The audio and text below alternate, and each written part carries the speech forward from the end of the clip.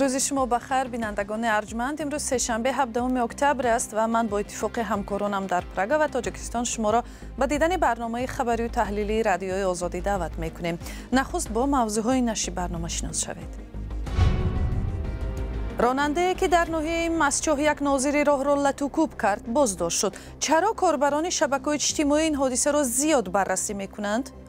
گفت اونجا تموت ندادم هم طرف خپید های کردم که نمیدونم چند های کردم رفتم دیگه ترسیدم دیگه. آیا کانال نو قوشتپه در افغانستان آب تاجیکستان را کم میکند؟ کارشناسان این را بیشتر مایه نگرانی همسایه ها مینامند. در شاهراه دوشنبه چین نقب نوی ماشین گذاری ساخته می شود که وقت حرکت از این راه را خیلی کم میکند. و برنامه رو از یک خبر شروع میکنیم. یک سازمان مدافع حقوق انسان از مقامات تاجیکستان دعوت کرده است که صاحبکار و سیاستمدار زندان زید سیدف را هرچی زود و بی قید و شرط آزاد کند. فریدم ناو قرارگاهش در واشنگتن در بیانیه در توییتر نوشت که او را برای تشکیل حزب نوی سیاسی به محبس انداختند. زید سیدف صاحبکار و وزیر پیشین صنعت تاجیکستان که به 29 سال حبس محکوم شده است 10.5 سال باز در زندان است. او را به سوء استفاده از مقام، بسیارزنی، رشوه‌خواری، تجاوز به ناموس، ساختکاری حجت، تصرف پول دولت گناهکار کردند، ولی حامیان حقوق حکم او را دارای انگیزه‌های سیاسی مینامند. مفتشان ولایت سوخت لطوکوب یک ناظر بازرسی دولتی اتومبیلی در ناحیه مسچاه را شرح دادند. در یک گزارش تلویزیونی که دیروز شام نشر شد، مقامات گفتند که راننده گمانبر به لطوکوب پلیس بازداشت شده است. حادثه مذکور واکنش زیاد کاربران شبکه‌های اجتماعی را به بار آورد. همکارم فرزان محمدی گزارش می‌دهد. دفتر مطبوعات ریاستی کارهای داخلی ولایت سوخت در یک گزارش تلویزیونی از بازداشت راننده خبر داد که روز 13 اکتبر در ناحیه مسچاه نسبت کارمند بازرسی دولتی اتومبیلی بدرفتاری کرده است.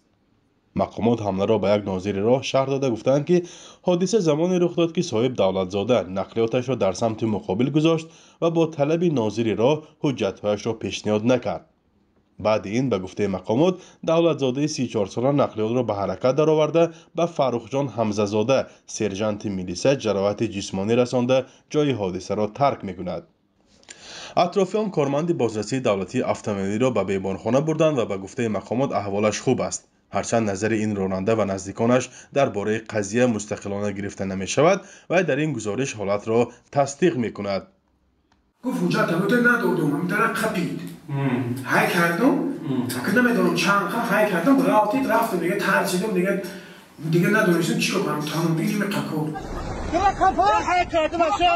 نوار این حادثه به شبکه‌های اجتماعی راه یافت و در ویدیو دیده می شود که ناظر راه به کنار راه افتاده است. مقامات گفتند راننده را به حبس گرفته فعلا برای آغاز پرونده جنایی چاره‌ها اندیشیده شده ایستاده است. در نوار پخش کرده مقامات دیده می شود که راننده و ناظر راه چند لحظه میان هم بحث دارند ولی روشن نیست که دعوای آنها بر سر چی بود. روانشناسان در شرح این حالت میگویند چنین برخورد بعد پیدا شدن وضع بد روانی به وجود می آید. در وقتی که مناسبت بین دو شخص از سرحدها میگذرد در آن وقت مخالفت به وجود می آید.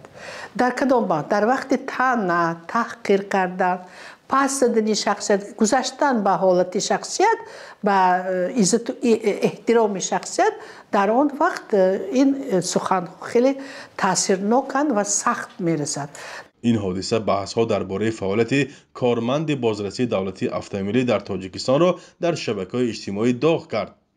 بعضی‌ها از کار ناظران راه انتقاد کرده آنها را برای گرفتن پاره از رانندگان تنقید کردند. باعث تأسف است که واقعاً چند وقت اخیر در مناسبت میان کارمندان بازرسی دولتی اتومبیلی و راننده ها همین گونه حادثه ها رخ میدهند و این بیهوده نه، زیرا که به همه معلوم است که کارمندان بازرسی دولتی اتومبیلی ویژگی های فعالیت خود همچون منبع درآمد استفاده میبرند. با وجود بازداشت و مجازات رانندگان چنین حالتها چندین سال است که مشاهده می‌گردد و در شبکه‌های اجتماعی نوارهای آن نشر می‌شود. فرزان محمدی، رادیو آزادی شهر خوجند. ҳафтаи гузашта ҳукумати толибони афғонистон аз марҳилаи аввали сохтмони канали Қуштепа хабар доданд ки мавриди нигаронии чанд кишвари Осиёи марказӣ шудааст. коршиносон мегӯянд обе ки аз ҳудуди Тоҷикистону Афғонистон ва ҳамсояҳои дигар мегузарад манбаи обёрии муҳими соҳаи кишоварзӣ дониста мешавад. эҳтимолан ба як мавзӯи ҷиддии сиёсӣ ҳам табдил ёбад.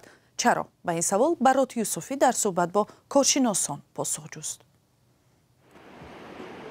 ба анҷом расидани сохтмони қитъаи аввали канали Қуштепа ба дарозии 108 километр дар шимоли Афғонистон кишварҳои поёноби рудхонаи Ому ё Панҷ, махсусан Узбекистон ва Туркманистонро нигарон кардааст. Шавкат Мирзиёев, президенти Узбекистон, моҳи гузашта дар нишасти кишварҳои ҳавзаи Арал дар Душанбе гуфта буд, агар Афғонистон канали Қуштепаро дар дарёи Ому ба кор дарорад, тавозуни об дар Осиёи марказӣ тағйир хоҳад ёфт. ӯ даъват кард ки ҳокимони феълии Кобул ба гуфтугӯҳо дар масъалаи оби минтақа ҷалб карда шаванд. ба гуфтаи раиси ҷумҳури Узбекистон, дар минтақа дар мавриди истифодаи об бозигари наве ба вуҷуд омадааст ки дар назди кишварҳои мо ягон уҳдадорӣ надорад. аммо мутахассисони оби минтақаӣ бар инанд ки тибқи қонунҳои байналмилалӣ Афғонистон ба ҳайси кишвари сароб ҳаққи истифодаи об аз рудхонаи Омуро дорад. ино даври СССР ба тақсимот карданд. иҷоза доданд ки Афғонистон 3.6 куба километр об гифта тона ҳамуна нагифтасин. баъд дигар тараб чхел манамин давлати СССР манамин барои Осиёи меёна давлатҳои Осиёи меёна тақсимот кардааст. Афғонистон чӣ давр дорад? иршод Сулаймонӣ, хабарнигори тоҷик ки масоили марбут ба Афғонистонро пайгирӣ мекунад, мегӯяд баъд аз анҷоми ҳамоиши раҳбарони кишварҳои узви бунёди наҷоти баҳри Арал, бархе аз манбаъҳояш дар мақомоти тоҷик гуфтанд, дар ин масъала кишварҳои минтақа пешниҳодҳои дигареро низ ироа карданд. аз ҷумла ба гуфтаи иршод Сулаймонӣ, ду кишвари поёноби рудхонаи Ому ба Тоҷикистон пешниҳод карданд ки алорағми канали Қуштепа аз рудхонаи Ому дар ҳудуди вилояти Хатлони Тоҷикистон то ба Туркманистон канали бузурге бунёд шавад. феълан тасдиқи ин хабар аз манбаъҳои дигар ғайриимкон аст ва агар ин тарҳ амалӣ шавад, боиси ворид шудани Тоҷикистон ба низоъҳои обӣ дар минтақа намешавад.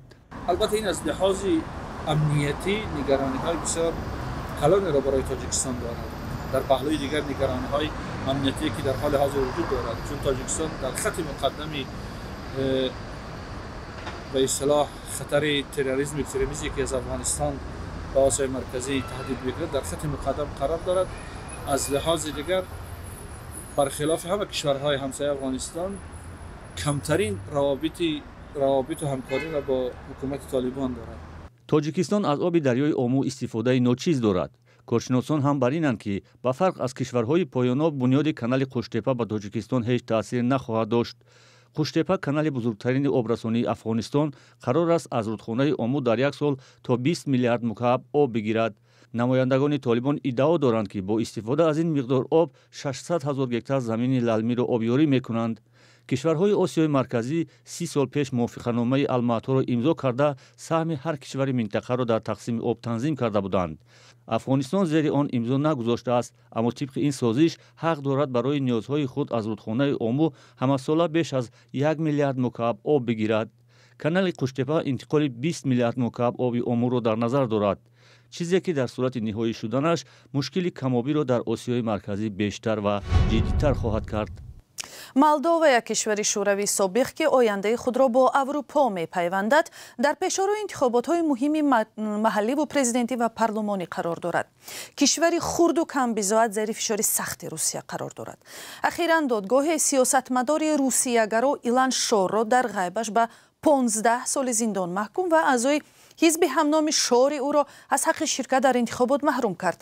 президенти Молдова Майя Санду инро мубориза бо коррупсия меномад. хабарнигори радиои Озоде Рикард Ёзвак дар мусоҳиба бо Майя Санду аз ӯ пурсид, магар роҳ надодани аъзои ҳизби Шор ба интихобот иқдоми ғайри демократӣ набуд? وقتی شما با پول افلاس بسیار، پولهای غیر قانونی که از روسیه می آیند و از جانب گروه‌های جنایی استفاده می شوند سر و کار دارید، این انتخابات نیست، این دموکراسی نیست، این کاروپسیا است. ما باید با این چیز مبارزه بریم. حزب شور را دادگاه کنستیتوسیونی حزب غیر قانونی اعلام کرد. شور را بسیار کشورها از جمله در اتحادیه اروپا تحریم کردند. معلوم است که این مسئله امنیت ملی است و اینجا مشکل در دخالت روسیه به انتخابات ما است. این یک نگرانی جدی در انتخابات است و ما تمام کار را خواهیم کرد تا که از خود دفاع کنیم. انتخابات دموکراسی است ولی روسیه با پولهای غیر قانونی و افلاسش میخواهد به این چیز راه ندهد. سوال دیگر از پرزیدنت مولدووا این بود که آیا نمی‌ترسد که همه چیز برعکس می شود و ضد نیروهای دموکراتی در مولدووا استفاده خواهد شد؟ نمی ترسم چون که من از روز اولم در سیاست تاکید کردم که معرکه های انتخاباتی حزب های سیاسی باید بر اساس مبلغ گذاری قانونی و شفاف انجام شود. ما عیناً همین چیز رو حالا هم طلب میکنیم. برای مبارزه با کروپسیا شما باید اول از مبارزه با کروپسیا در معرکه انتخاباتی و حزب های سیاسی سر کنید. چون که اگر شما کروپسیا را در سیاست ریشه‌کن نکنید، خطر به ساختارهای دولتی سرایت کردن آن زیاد می شود. ما مبارزه با کروپسیا و دخالت روسیه به امور داخلی از جمله به انتخابات خود را ادامه می دهیم. چون ما به شفافیت و احترام به قانون اعتماد داریم.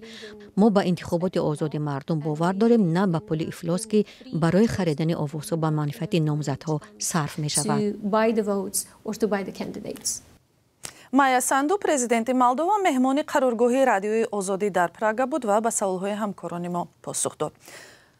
برنامه را پی میگیریم. در شهر پکین امروز همایشی دو روزه بین المللی همنام استراتژی چین یک کمربند یک راه به حضور پرزیدنت تاجیکستان امامعلی رحمان به کار شروع کرد. دفتر مطبوعاتی پرزیدنت سبب نرفتن او را به پکین شرح نداد. چین یک شریک کلیدی اقتصادی و سیاسی تاجیکستان است و بخشی کلان قرض خارجی تاجیکستان هم به چین مربوط است. در تاجیکستان طرحی زیاده با شرکت این کشور عملی می شود و یکی از آنها ساختمان نقبی نوی ماشینگذار در شاهراه دوشنبه چین می باشد. همکارم محمود جان رحمتزاده گزارش می دهد. این نقب در ناحیه درواز ساخته می شود. در راهی بین المللی که از چین تا ترکیه خواهد رفت. نقب نو 16 کیلومتر راه را کوتاه‌تر می کند. راه و نقب با مبلغ‌های به بازگشت چین و طبق طرح یک کمربند یک راه بنیاد می شود. جمهوری چین برای بنیاد آن 1 میلیارد و 307 میلیون یوان چینی جدا کرده است. حکومت تاجیکستان این راه را یک راه استراتژیک می داند. حالا ساختمان در اوج است. در کیلومتر 15 و 820 کارهای نقبگانی رفته ایستاده است. نقب مذکور 3 کیلومتر 388 متر را در بر میگیرد. در ساختمان نقب و راه مهندسان و راهسازان چینی نیز جلب شده اند. راهسازان میگویند تلاش دارند کندن نقب را هرچی زودتر به انجام رسانند. در نقب مذکور زیاده از 100 نفر کارگرای محلی 22 نفر کارگرای خطایی کار کرده ایستاده ایم. در دو بند کار کرده ایستاده ایم. در وقتی معین شده کارهای نقبگانی به انجام رسانیده می شود. راهی اساسی ولایت مختار کوهستانی بدخشان قد همین دریای پنج می گذرد. آن را در سالهای اول استقلال تاجیکستان بنیاد کرده اند. بعدی بنیادش این راه تعمیر اساسی را ندیده بود. با گفته ساکنان منطقه آنها در زمان شوروی از نبود راه اذیت می کشیده اند. حالا امید دارند با ساختن این راه و نقب مشکل آنها از راه حل خواهد شد. ما مردم درواز سالهای پیشین از نبودن راه بسیار اذیت میکشیدیم. مخصوصا سالهایی که عقبه خواب و رباط بود، در 2 ماه 1 ماه 20 روز عملیات نمی آمد. از دهه شاون تا دهه قلعه خوب ناحیه درواز چنین شاهراه شده است که باور کنید اگر در این شاهراه میشین از شهر دوشنبه در 3-4 ساعت در ناحیه درواز میشوید. با پایان یافتن ساختمان راه تاجیکستان میتواند با بندرهای منطقه راه یابد. و بینندگان عزیز در همین جا وقتی برای برنامه جدا شده به آخر میرسد. منت داریم که تا این لحظه ها با ما بودید. خبرهای از این بیشتر را همیشه میتوانید از سامانه رادیوی آزادی و صحیفه های ما در فیسبوک و اینستاگرام، تیک تاک و تلگرام و یوتیوب و ادنکلاسنیکی پیدا کنید.